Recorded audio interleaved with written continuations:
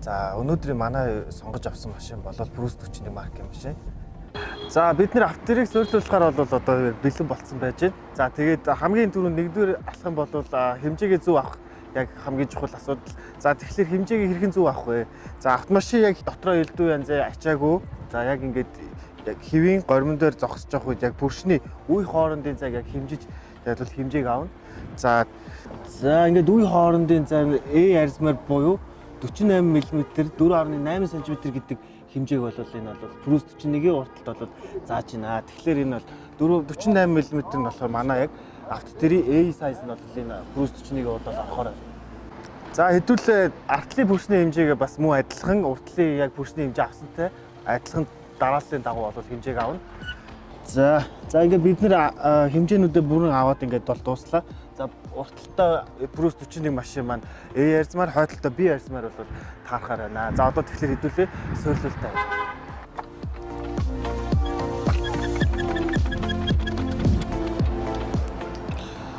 За бүршний үе хоорондын цаг сайтар усаар норгож цэвэрлээд бохирдлыг бүрэн арилгах хэрэгтэй.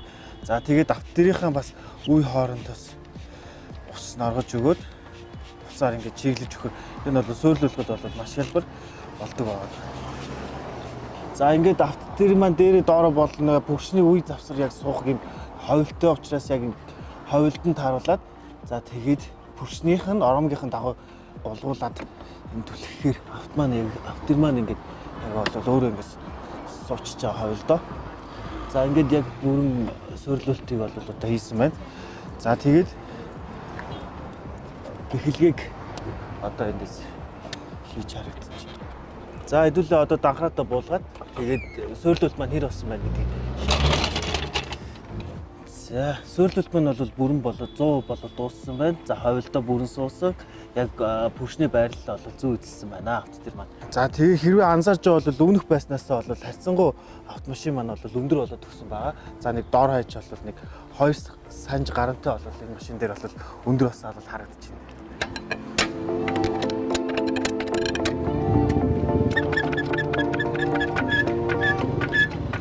За одоо бид нэр арын дугуйндаа суйрлуулт хийхээр бол дугуйгаа тайлаад авчлаа. За энэ ямар тохиолдолд дугуйгаа тайлж авч байгаа вэ гэвэл яг нөгөө пүрш маань яг нөгөө ил харагдахгүй байгаа учраас арын дугуйгаас тайлж аваад яг ажиллагаа суйрлуулт хийх яг бүрэн боломжоо хангасан үүднээс ингэж хийж байгаа. За хэдүүлээ бас муу адилхан пүршнийхаа гадаргуу сайтар цэвэрлээд за тэгээд суйрлуултаа бол хийцгээе. Опа. За ингээд суйрлуулт маань ерөнхийдөө болчлоо. За арын пүршний зүв байрлалыг хэдүүлээ олоод ерөнхийдөө шулуун пүрштэй байгаа учраас голлуулаад яг нөгөө үеийнхаа тоог тоолжгаад яг голлуулсыг автомобил олоод байрлуулж байна.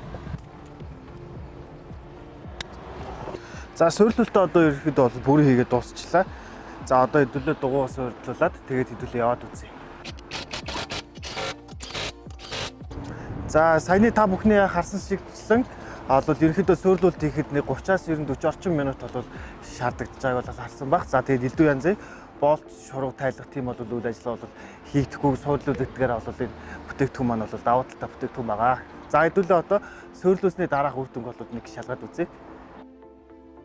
За суйрлуултаа хийцэн одоо хэдүүлээ үр дүнгийн шалгаж үзье. За ямар ч байсан бол яг өндөр болсон тий нэг аяга өмнөх байснаас харьцангуй өндөр болсон нь бол мэдэгдэж байна. За тэгээд яг өрүүлийн дараалттай хазаалтанд бол маш их тийм тулгатай бол мэдрэмжийг бол өгч байна. За одоо бидний явж байгаа зам дээр харин нэг ийм домслогоо овон тов нөх байхгүй байгаа учраас бас тэр нэг зүйлийг бол одоо үзүүлэх арай л боломжгүй л байна. Гэхдээ үр дүн бол яг суйрлуулсныхаа дараа бол шууд бол мэдэгдэж байна. За машины явдал бол маш зөөлрсөн байна. Prusa 41 айгүй гоё тийм зөөлөн тухтай бол болсон байна. За баярлалаа. За тэгээд та дараа нь ямар төрлийн машинд суйрлуулт хийж туршиж үзмээр байна. За тэр комент хэсэгт нь үлдээгээрэй. За бид нэр яг тэр машинтнаас иймэрхүү байдлаар суйрлуулт хийдэг гэдэг бас богино хэмжээний видеогоор танд хүргье. За баярлалаа.